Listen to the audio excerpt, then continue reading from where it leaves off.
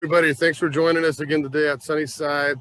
I'm Trevor Cameron, our general manager here. We've got shade plant class today, sizzling summer shade plants. We'll go through a little bit of everything.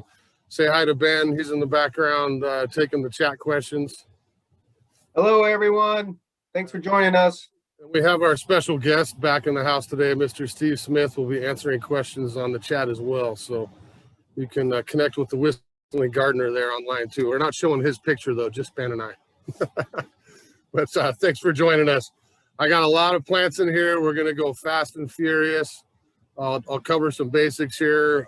Hopefully everybody has a chance to access the handout. I'll give you a few tips. It's on our website. We can email it to you. Hopefully you got it with the class invitation, but that's a good little reference thing you can look back to as well.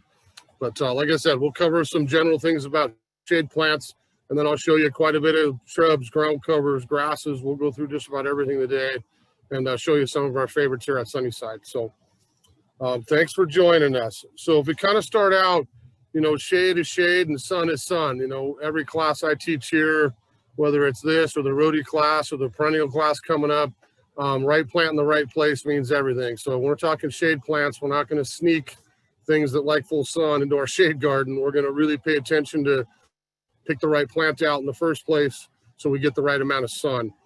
That also has to do with plant size. You know, look at the eventual, how much room do you have to squeeze a new little specimen in, or if you're certainly starting new, we can plant a really nice shade garden or a little shady border, again, by picking the right plant for the right place. A big key is how much sun do you get. You'll see on the handout, I've kind of divided shade into 3 or 4 areas, but pay attention to how much sun you get. I can't tell you day after day with customers, the conversation is, well, how much sun do you get? Oh, a few hours. Well, what part of the day is it? Oh, I'm not sure. You know, a lot of times it's buildings, it's trees. You know, it's not as easy as I'm on the north side, I'm on the south side, I'm on the east or the west. It's paying attention to what else is providing you shade. So there's quite a bit of different locations in all of our yards here in Western Washington for shade, of course. Dry shade is a huge one. I'm sure we're going to have a lot of questions about that at the end. You've got old evergreen trees, Doug firs, cedars, old established deciduous trees, even in your landscape. You know, what can I garden underneath there that A, gets very little light or dappled light, but also will struggle with the tree roots? What will survive? What don't I have to water quite as much? And certainly we have some options for that as well. My big thing is probably foliage. You know, flowers, awesome, come and go, different seasons. We obviously want to provide some flower power in the shade garden, but I'm always looking for foliage. I want texture, I want shape, I want color. I'm a yellow guy. Some may not like yellow quite as much. It's your yard, so we could pick some other things, but lots of variegated options, lots of big bright colors, because when we have shade, we've got a little bit of darkness, and we can kind of brighten it up that way by picking some fun plants. You know, use shrubs and conifers for structure. You know, we don't want a shade garden where everything's perennial, goes dormant in the winter, and we have nothing left. It'd be nice to have some bones that we have to enjoy year round. So look at some shrub options, some evergreen perennials even, or some small conifers that we can get that texture and that year-round presence out of, and then accent it with a lot of the perennials that we'll show you today. You know, with all landscape design, you know, we love the word layer around here, you know, and if we look at a typical garden, I'm going to be up in the back and then scale it down and then get down to my border.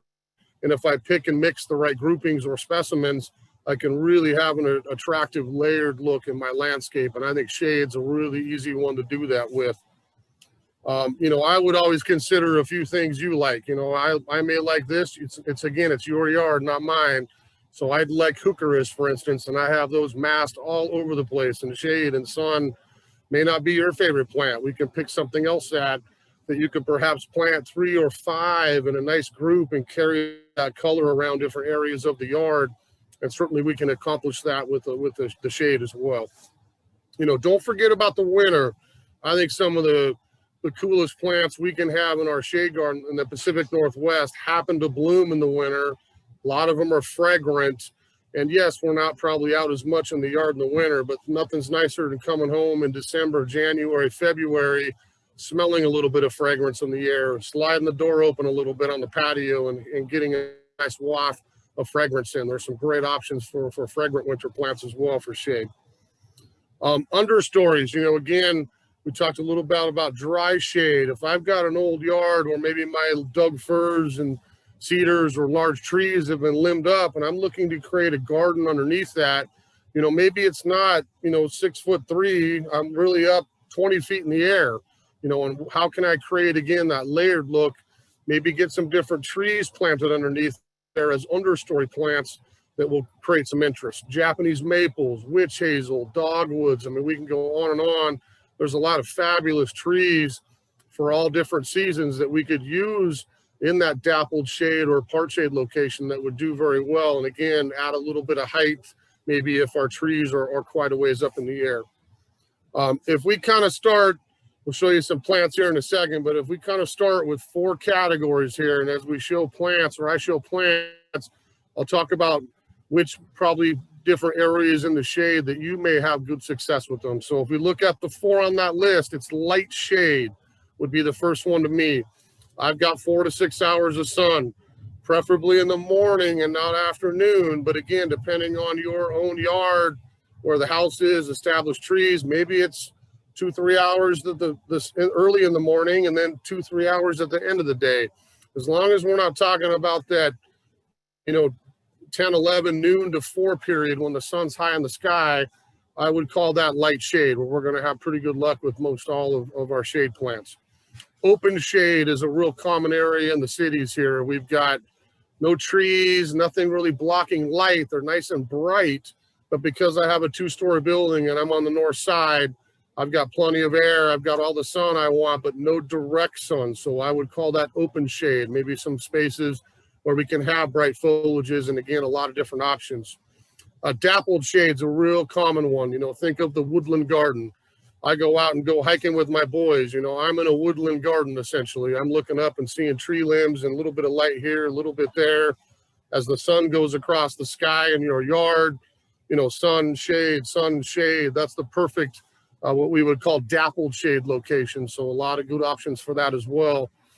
And then in the Northwest, a lot of us are going to have deep shade. You know, deep shade is where I'm not going to have much light at all. You know, I've got a lot of trees, I've got a lot of shrubs, and I'm back in a little bit darker corner where maybe, again, not all these plants will thrive in deep shade with really minimal light, but there's a lot of options, again, for big, bright foliages and some things that might brighten up that area in your landscape as well, okay? So I'm going to go fast and furious here, and I'm going to try to remember to say all these plants twice. Recall that this is always recorded. You know, you can go back and check it out. If you're like, well, what did Trevor show? It was bright yellow and this. I'll remember what I brought in here today. So if you email today, I can certainly send you a note back and say, oh, I'm sure you were liking the Aurelia or whatever it was. But I'll try to remember them twice. So we'll pause for a second on each one and see if we can get through them all. How's that? So if we kind of start, I'm going to start with something easy, a couple of ground cover options. You know, if I'm looking to put some plants down at ground level that maybe will spread a bit, block out some weeds, cover some real estate in the shade garden, here's maybe a couple things you might try. First, we have some ajugas. Some people call these carpet bugles. So here's a really pretty nice one. I've got, you know, pinks, magentas, greens, whites. Again, nice, bright, variegated foliage. This is one called Princess Nadia. That's a newer one here the last couple years, but this one tends to clump a little bit more. If I don't want it so spready, I can maybe try Princess Nadia for some bright foliage. This is a good old-fashioned one called Chocolate Chip. You can see nice dark foliage. Ajugas do get a nice flower on them, but ajugas, either one of these carpet bugles would be great. There's other options out there as well, but a really nice ground cover, again, really in all the sun locations we've talked about. Ajuga will be fine as far as growing.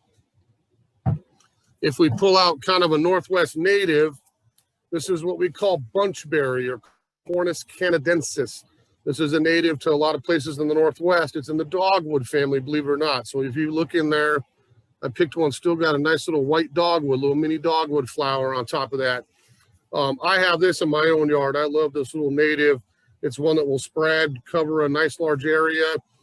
This would be more on the dappled shade to deep shade to me, maybe not quite as much sun on this one, but certainly a plant that I'm going to get great fall color out of. This is going to turn bright red and go dormant in the winter, not evergreen, and then right back up come springtime.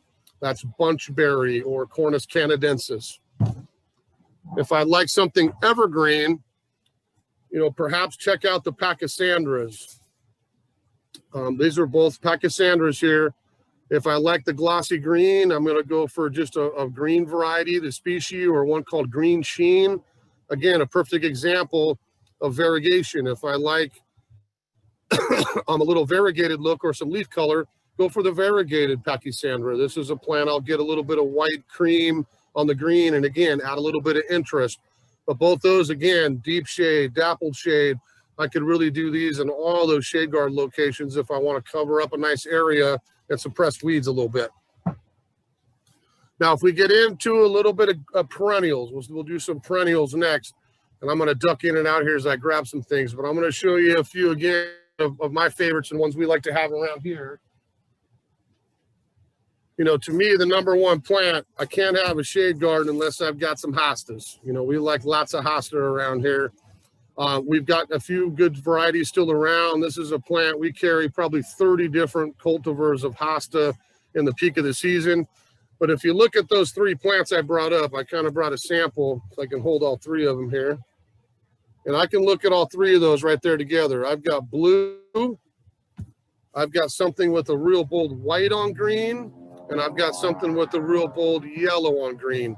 I use all 3 of these different colors in different spots in my landscape, but depending on the variety you pick, leaf size, small. I've got gigantic ones on some of the varieties as well. So look at the variety you're choosing. How big does it get? How large is my foliage? And this may be a plant you can use in the background for a statement, or use some of those smaller ones along the border as well. There's some great hosta varieties out. I'd recommend you check out your options because there'd be quite a bit to choose from.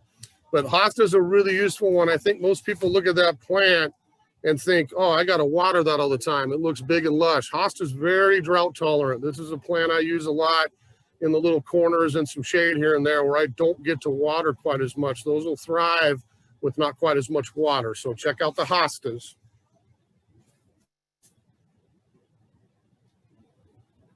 If I bring the next couple up here.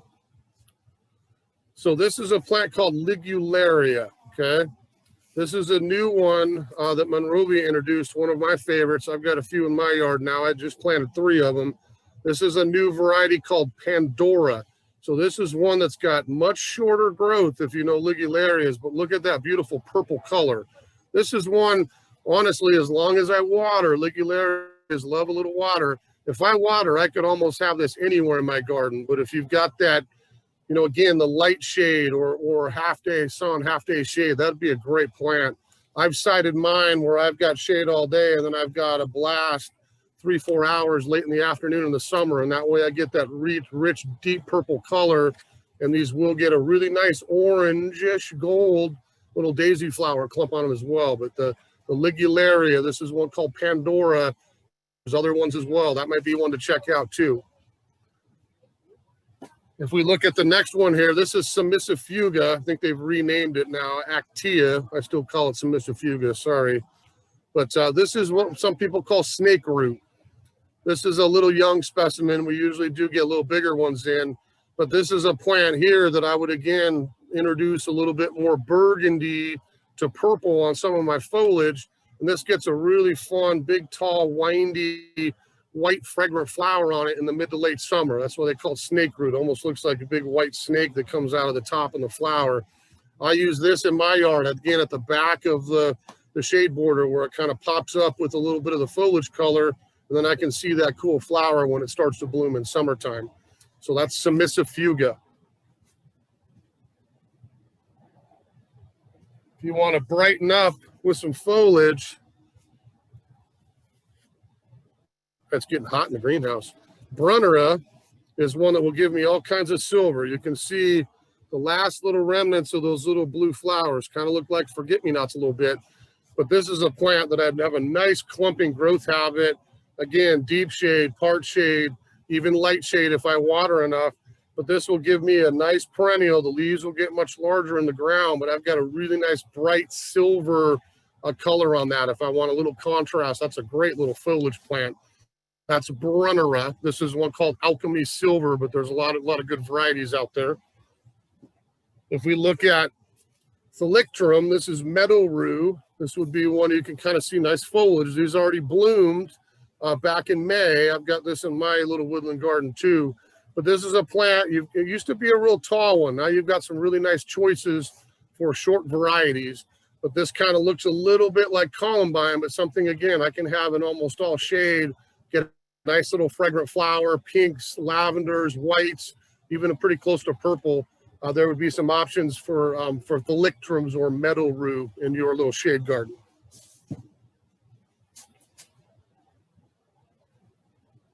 A couple of the shady perennials that are coming up here in the fall that'll shine here for the fall season. Anemones. You know, we just started getting our anemones in. You can see on the plant there, our first little flower buds are starting to form on top. This is a plant we would bloom usually by mid-August through September, October into the fall. This is one I can have, again, light shade, dappled shade, even deep shade, but this is a spreader. I want to make sure that's clear. If I plant an anemone, I put a nice clump in, I'm probably going to have some more plants pop up. It's a great one to kind of naturalize. If you want a little bit of that late summer, fall flower power, that might be a good choice with the anemones. Mucdenia is a really fun one. So you can even see the leaf color on that starting to come out now. But this almost looks like a Japanese maple foliage. Again, this is called Mucdenia. This is a plant we call crimson fans. So if I look at that as we get into fall, this will go dormant as a perennial and then come back again next spring. But I'm going to intensify this leaf color to a real bright scarlet, like a scarlet crimson color. So when we get to fall, this little clump guy, this is a great one for massing. I plant 3 or 5 of these in a nice swath. I get a little white flower in the summer, but then I've got that bright red fall color to enjoy as we start to get into the next season here in the fall. So that's Mucdenia. If you want to go big, we've got a big specimen of this in our shade garden in the nursery, but this is what we call goat's beard or Aruncus. So goat's beard is a big perennial. I think ours is up about 5 foot again this year. That's a plant that's got white flowers out right now. It's in deep shade over in our garden. Certainly we could do part shade, part sun to deep shade. But if I want to make a statement, that's one of the larger perennials we could grow. You get species goat's beard, that's going to give you a good 4 or 5 foot tall plant, if not 6 feet with the blooms on top. So check out the goat's beard. A stilby is one I use a lot in my yard. We've got some nice plants here in our shade gardens as well. You can see still blooming. This is a variety called Key West. That's a little later blooming. Again, I can see some of the burgundies and a little bit of foliage color on there besides just green. But there's a lot of good options for a stilby. Come down, take a look. We've still got quite a few, but I can pick a flower I like. I can pick a different foliage color. It's a nice little clumpy perennial for the woodland garden. This is one we need to water. I'll warn you, this is not drought tolerant at all. This is a plant that we would want to keep regularly watered to get the good flower on it and keep them happy all the way through the summer. So that's a stilby. I'll grab a couple of evergreen perennials now. And both of these are great ones for dry shade. If you've got that old evergreen tree we talked about, or a shade garden where perhaps I don't water much, these would both be good choices for ones that we don't have to irrigate. Now, when you say drought tolerant, always remember this doesn't mean I plant this and I walk away, oh, I never have to touch it again. You want to keep it regularly watered for the first couple seasons in the summer, especially, so that we establish a nice root system, add some mulch on it. Once it gets rooted out, now we can really cut down our watering. This is Hellebore, which we will have a zillion of in the fall. This is a plant that blooms over the winter into spring. So a lot of options on Hellebore. This is, which one did I bring in here? This is one of the Ice and Roses series, which comes in about 6 colors. If you look at the leaves real close, beautiful subtle mottling in the foliage. It's a nice clumpy low evergreen. You'll see the flowers come right out of the crown come winter time, and then off we go for another season. This would be, again, a real useful plant if you want some foliage in the winter, and again, that bloom when we don't have a whole lot else to look at in the dead of the winter. The same with epimedium. I use these underneath my dry eaves in the shade, the very far corners, almost a ground cover. Epimedium will slowly spread and cover some area. I wouldn't necessarily call it a ground cover, although it does spread slowly, kind of like a ground cover, but you can see nice foliage color. This keeps its leaves in the winter. It'll turn red, sit there. You can either shear it off in February and enjoy all the little flowers that come up, or leave it alone, get a nice flush of the new growth, and off we go for another season. I don't typically cut mine down every year, to be honest with you. I'm probably every 3 years. I'll lay the hedge clippers on the ground and just gently cut all those stalks off down to the dirt, and then up we come in the spring. I get the flowers, and off we go again for another season. So epimedium, a lot of common names for that, but if you remember that name, epimedium, that's a great one for dry shade, or a lot of those areas if I want something evergreen. The last couple perennials, we'll save that one for last, because that might be my favorite.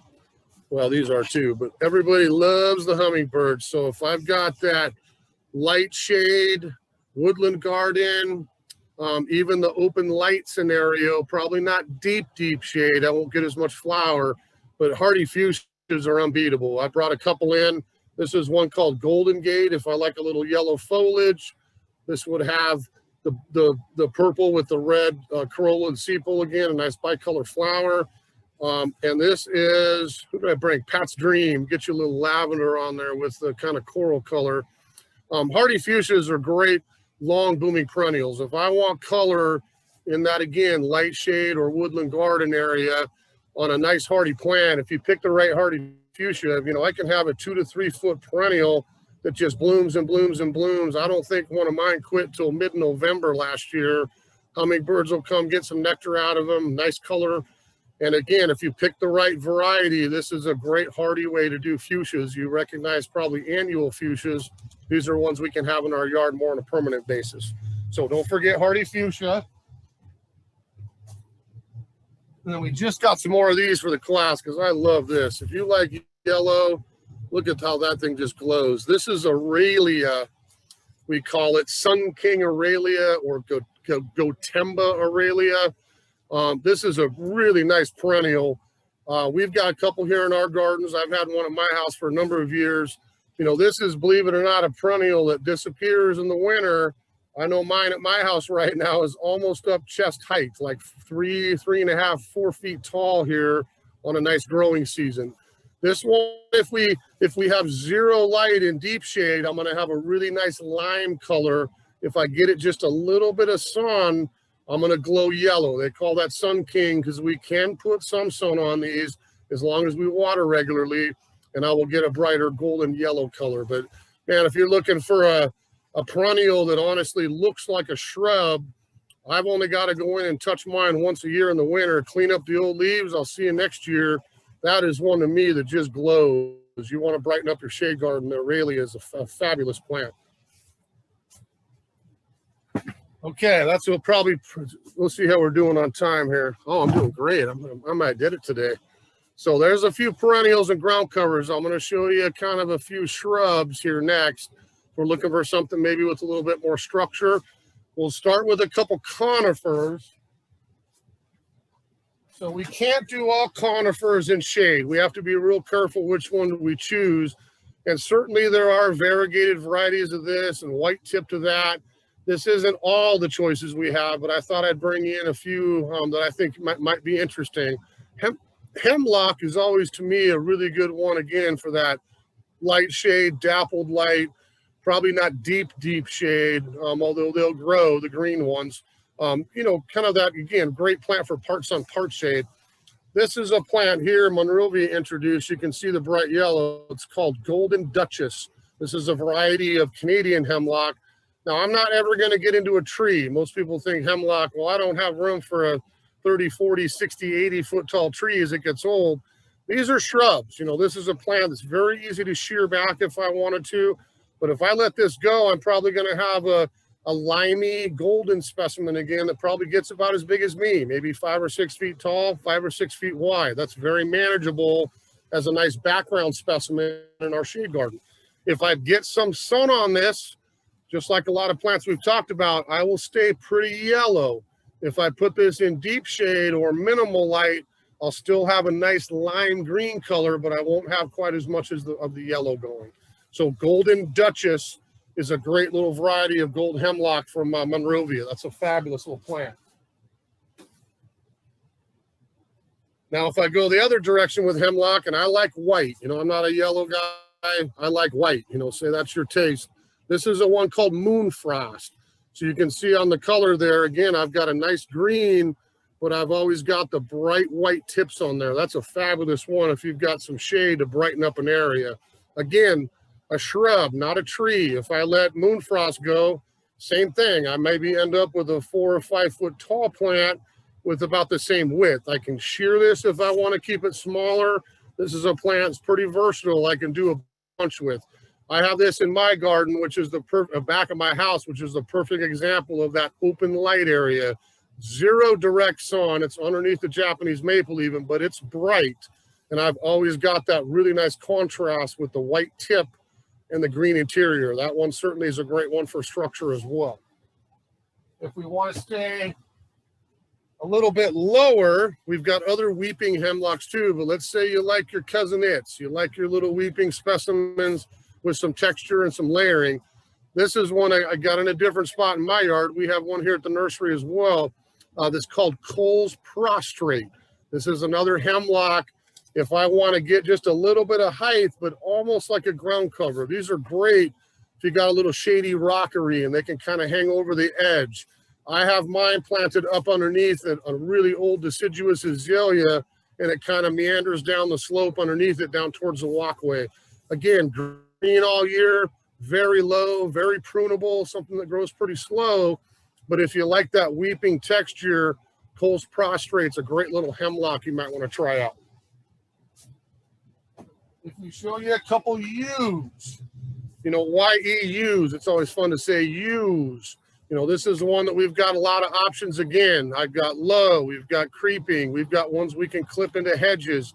Use a plant I could honestly grow just about anywhere in my yard. Maybe not deep, deep shade with zero light, but anywhere in between. I can do sun if it gets water. We can do some shade. I brought a couple upright ones in just to kind of show you. These are Irish. Some people call them their English yew, but I've always called them Irish yews. You can see I've got a yellow needled one, and it maybe yellow is not your thing, and I want dark green. Well, let's say I'm looking to make like a nice focal point, something narrow, almost like a big, thick green or yellow telephone pole, and I want some height, but I want to be able to prune it if I want, and I don't have room for spread. Irish yews make a great little upright thing, maybe a little hedge, blocking a fence, you know, a little window. There's some great uses for yews around that you can do in the shade garden as well. The last conifer is a really fun one. This got a good name. This one's called Hedgehog. So this is what we call Cephalotaxis with the C. This is the Japanese type. They call them plum yews. And again, this one's called Hedgehog. This is a great filler. I can grow this about anywhere in my yard. If you look real close, it's got an interesting texture for needles, a little different than a lot of the conifers we have up here in Western Washington. But this is one I can eat some space up with. I've seen this in sun and shade, really anywhere in the garden. But let's just say I want something evergreen that's got some texture that I want to eat up some area in a shade garden. This is one I could plant. Doesn't get tall, maybe just 2 or 3 feet, but I'm going to get 6 feet across if I don't prune it. So easy to prune again, but one that I can really eat up some ground if I want to cover some area in a nice shade garden. So again, that's Hedgehog. That's one of the Japanese yews. Now let's do a couple ferns. Let's show you a few ferns here, because everybody needs ferns in their shade garden. That's a staple for shade.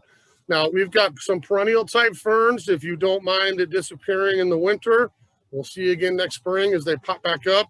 We've also got lots of evergreen options up here in Washington. Plenty of hardy evergreen ferns if I want some winter presence and I don't want you to disappear. Typically, the perennial ones, we just clean up in the fall after we've gone dormant. And again, we'll see you next spring. The evergreen ones, I would leave alone for the winter. And then in spring, if you so desire, brand new fiddleheads start popping out of the crown. We could literally go cut off all the old foliage if we want and just let it start over again with fresh leaves. That's kind of more on your taste. So here's an evergreen option. This is deer fern. This is one I have in my little native garden. That's a Northwest native, but that's got great structure, not real big. I'm going to get a little bit of height on it with the new fronds every year, but deer fern's a really easy one to grow in any of the shade garden locations we're talking about. We have autumn fern. This is a plant from Japan. You can see the color just starting to come out on the fronds. This is another evergreen one. I have this in my shade garden as well. Much bigger fronds when we get old. Mine are probably up about that big here and looking very orangey, rusty colored here as we get into late summer. That's when I'll get some nice texture, some evergreen presence on it, and also some nice color contrast between my orangey red new fronds versus the dark green old ones. So that's autumn fern.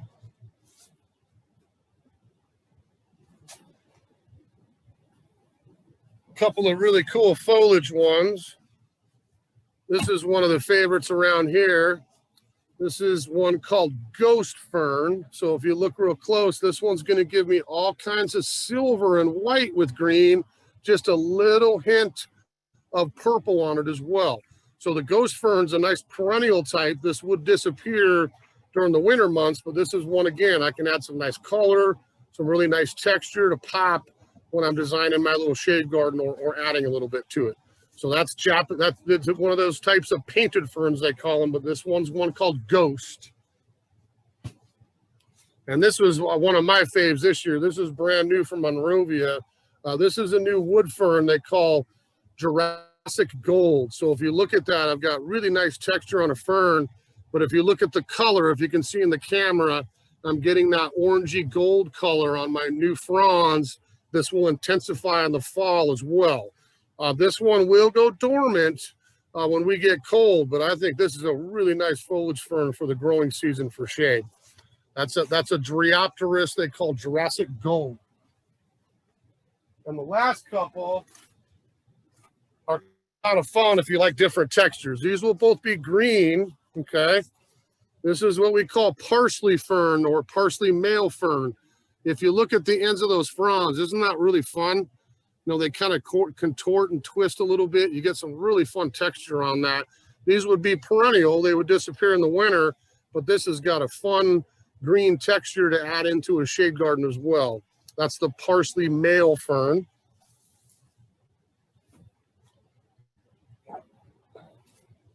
And then this is what we call lady fern, kind of the same idea, a little bit more delicate. But if I look at those fronds, you can see that coming out and forking into three and getting some really interesting texture. This is another fun one if you've got a shade garden and you like different than sword fern and deer fern and typical ferns you'd see around here. This one would fit in quite nicely, but this is they call it Victoria. This is the Victoria lady fern, okay? Now a couple grasses.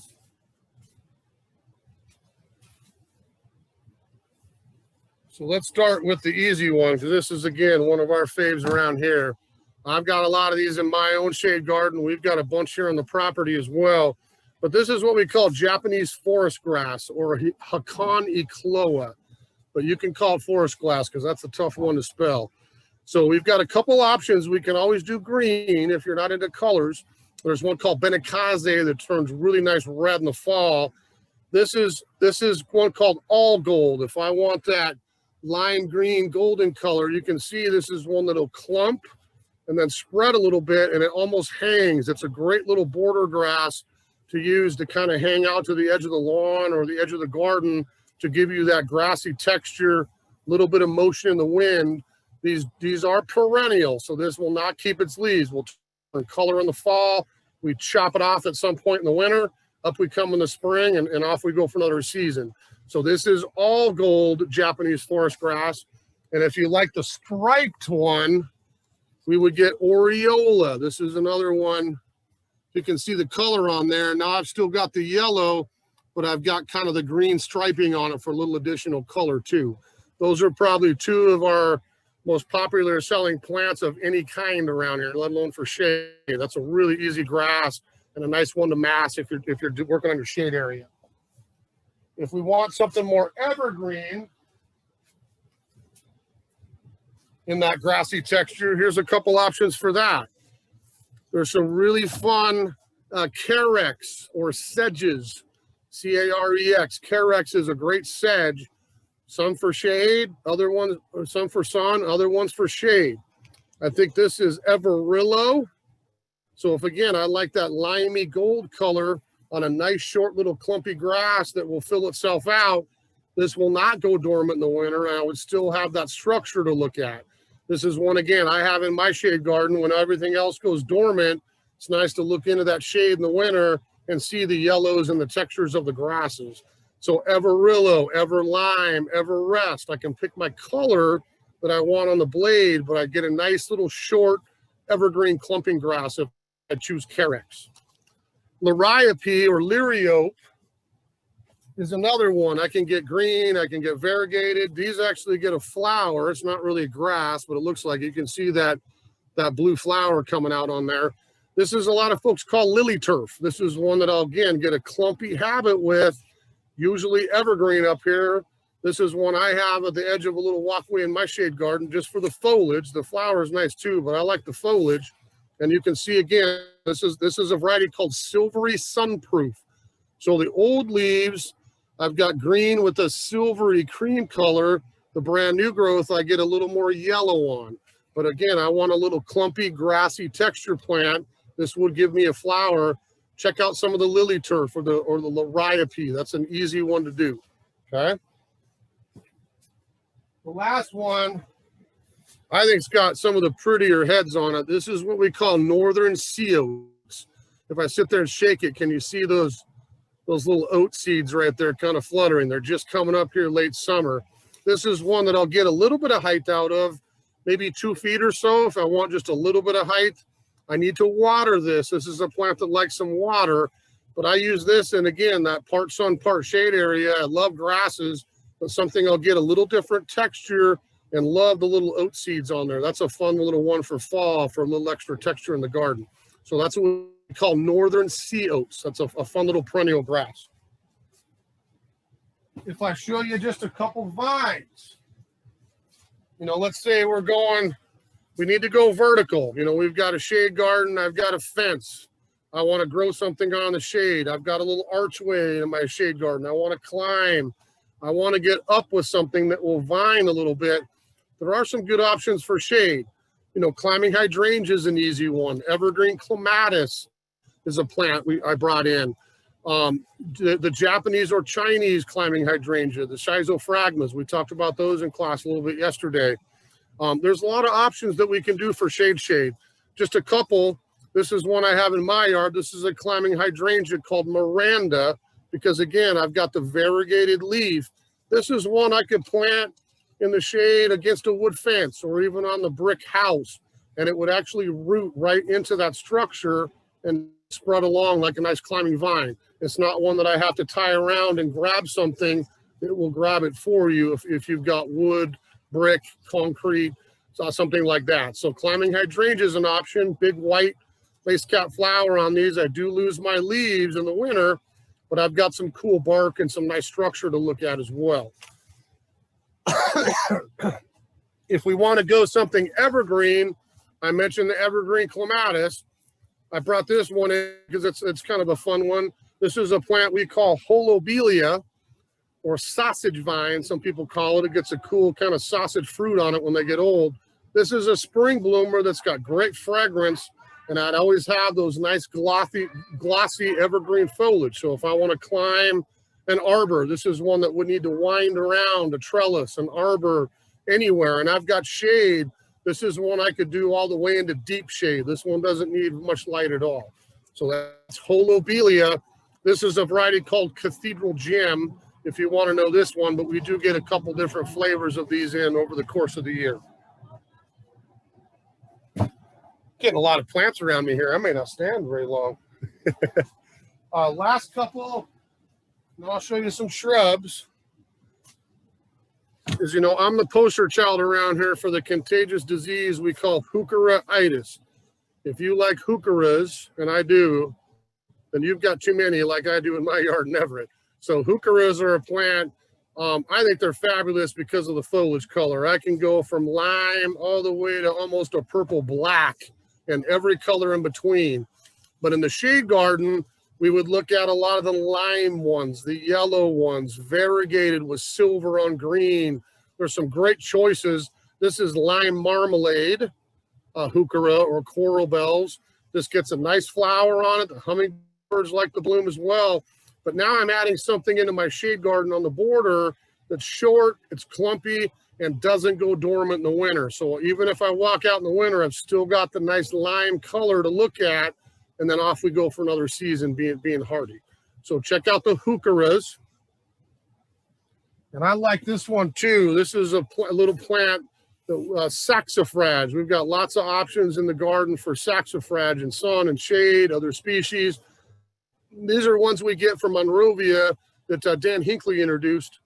This is a pink elf one that he found in the Far East. And again, if I look at that color, I've got purple.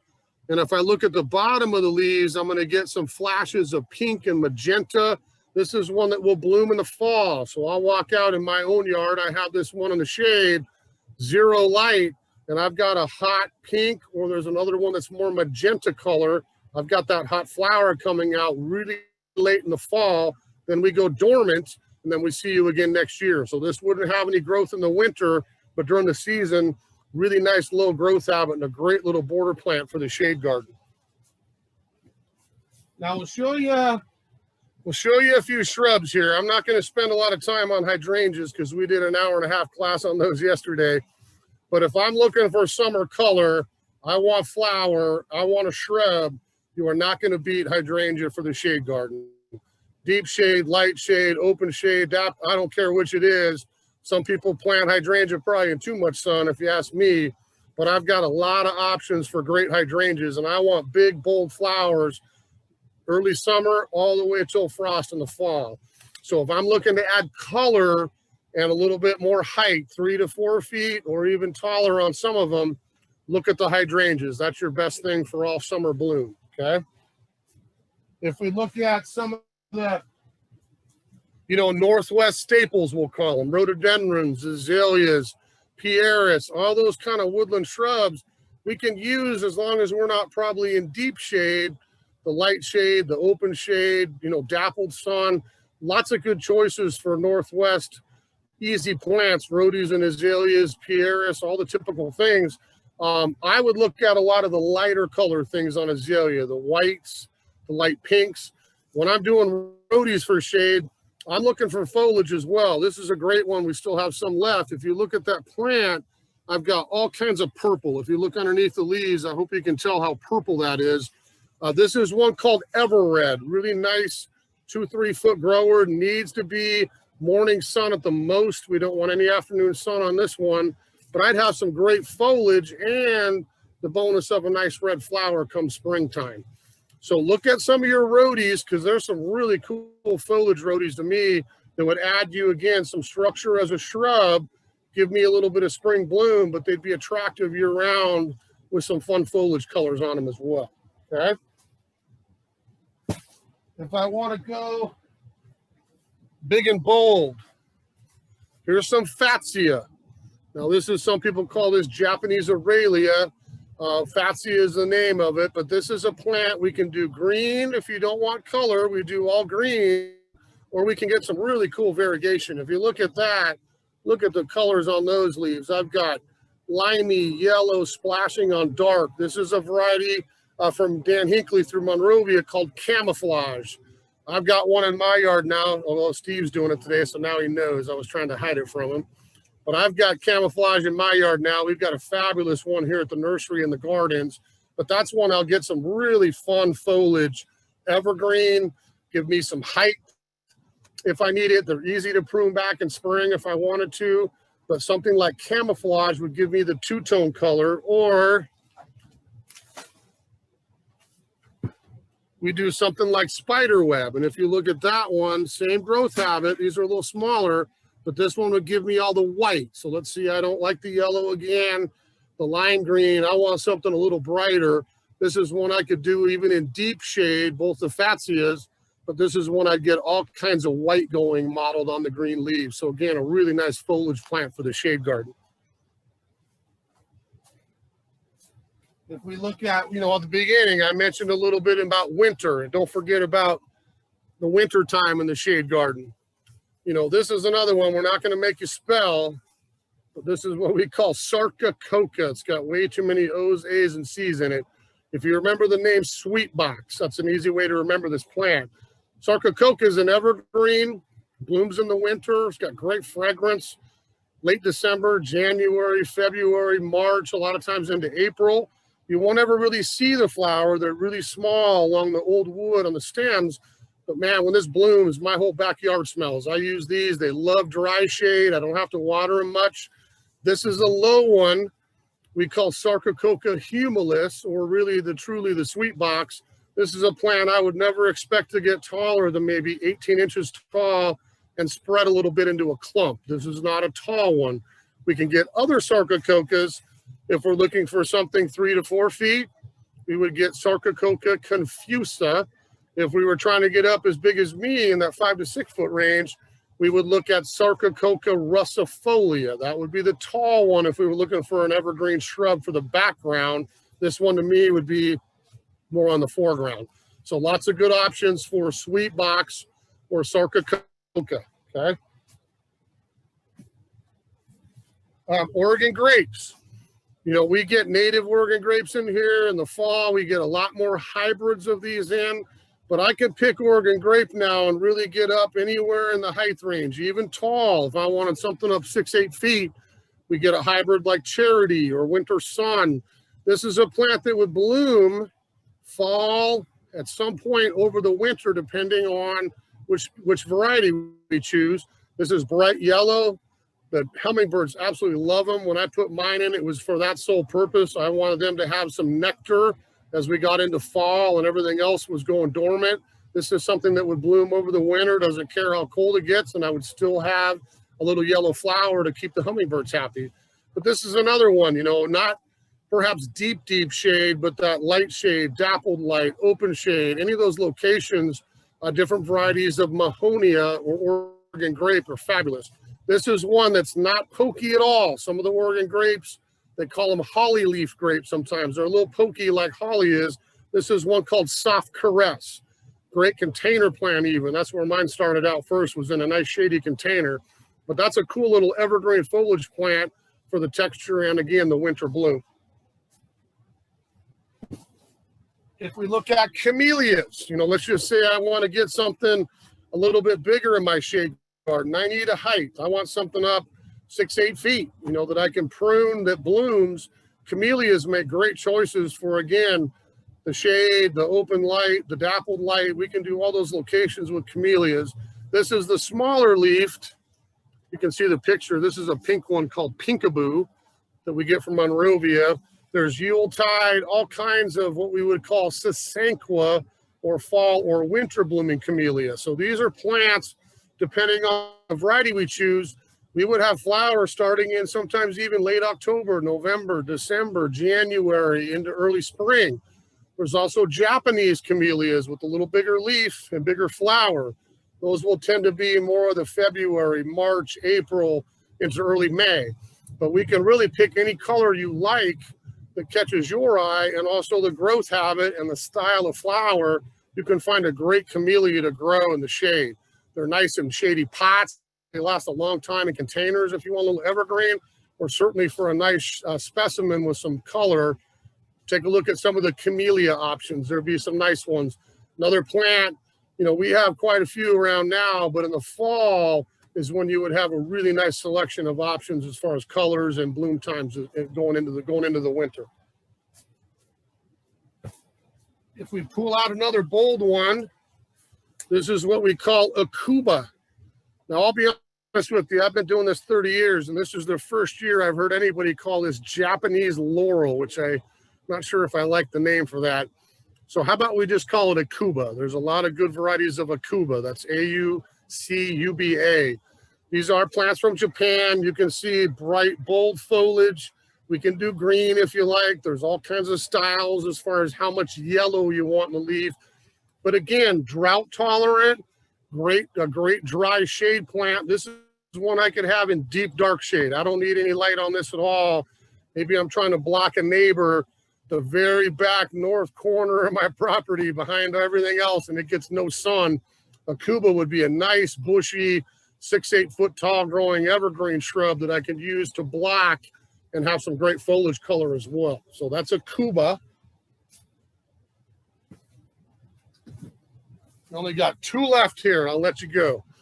So this is Daphneodora, or what we call winter Daphne. So again, with the Sarca Coca, we talked about winter bloom and adding another season of interest and fragrance.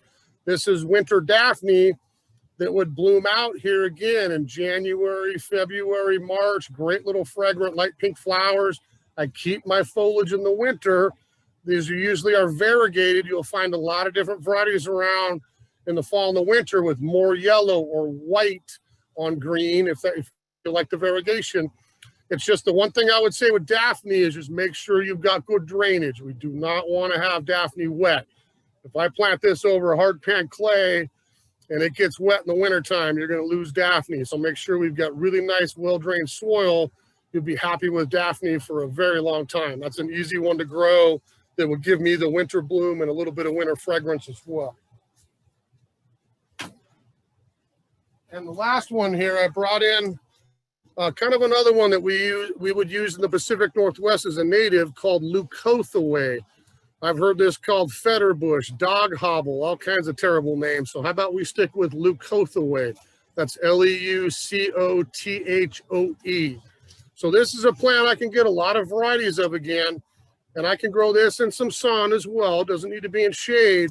I think this is a great shrub for that light shade or open shade location where I'd have nice evergreen glossy foliage.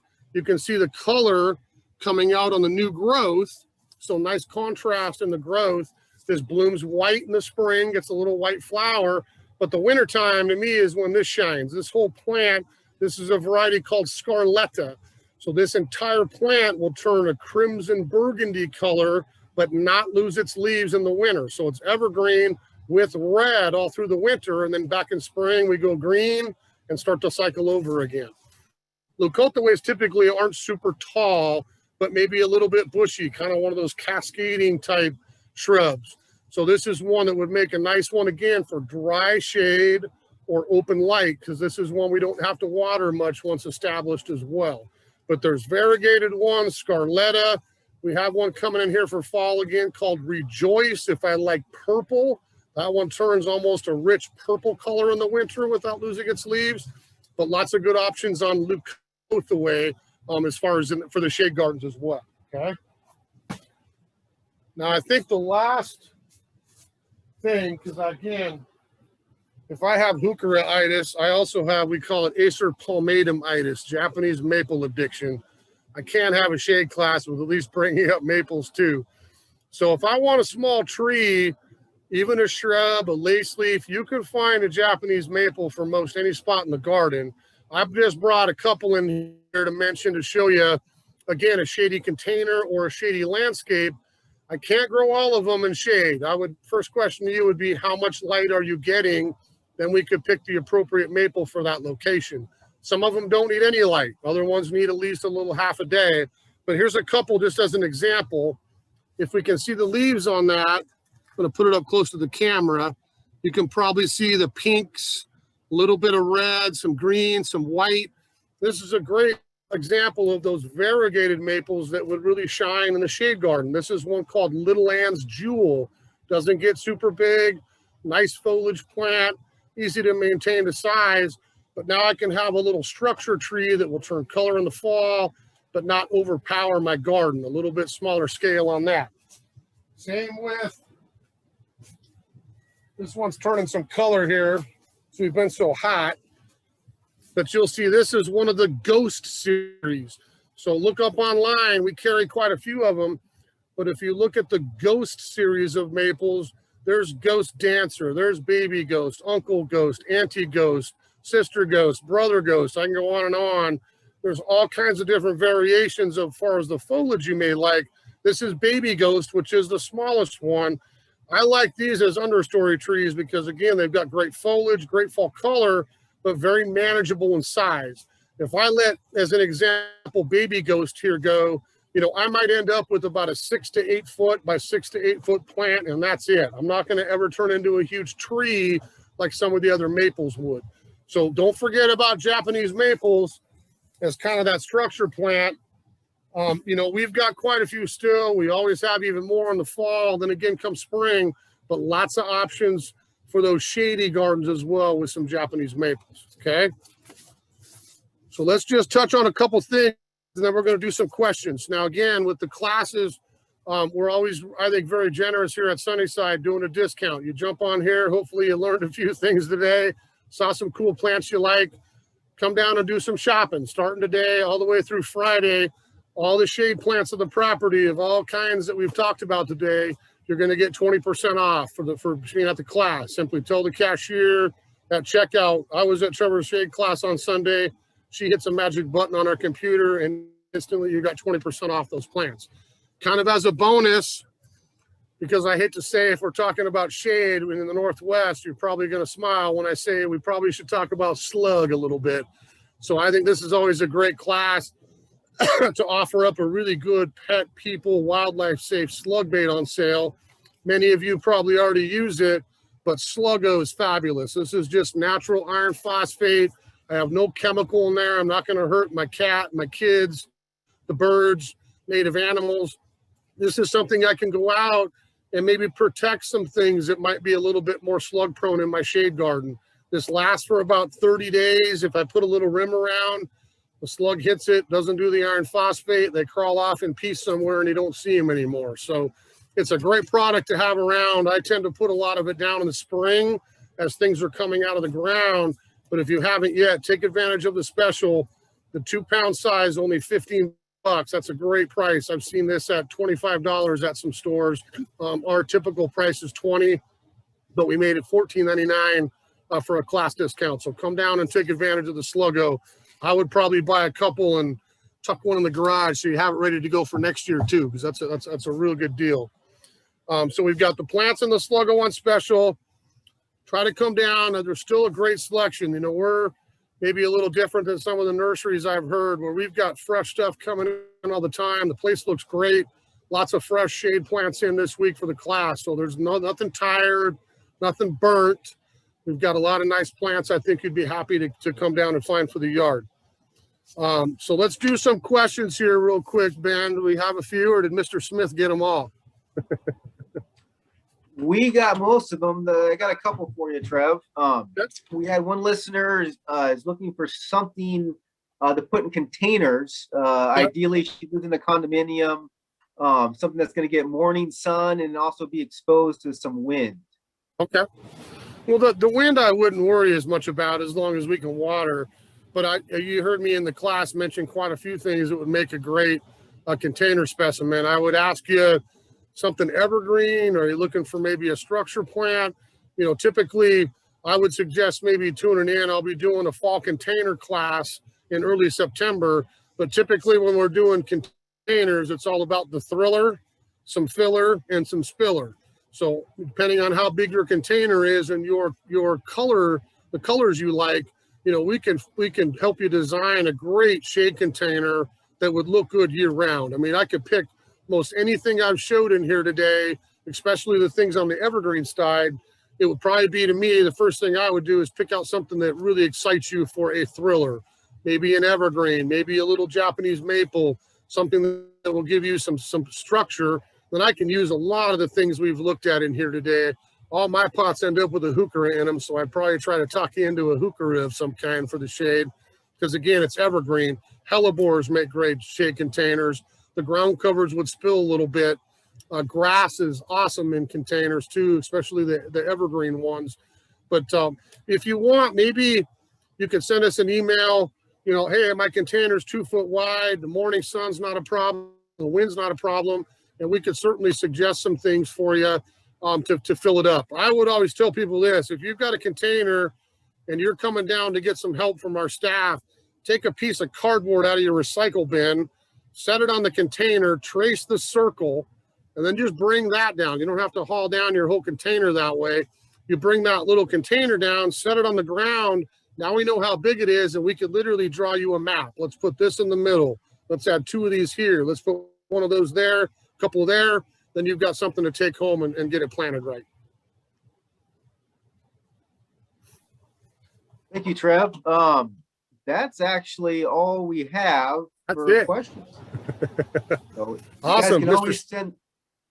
Smith must have been doing them quick. So if we're going to close it up here, you know, first of all, thanks everybody for joining us today. It's getting hot in here. Hopefully you can't see all the sweat dripping down my forehead, but that's what I get for being half bald, right?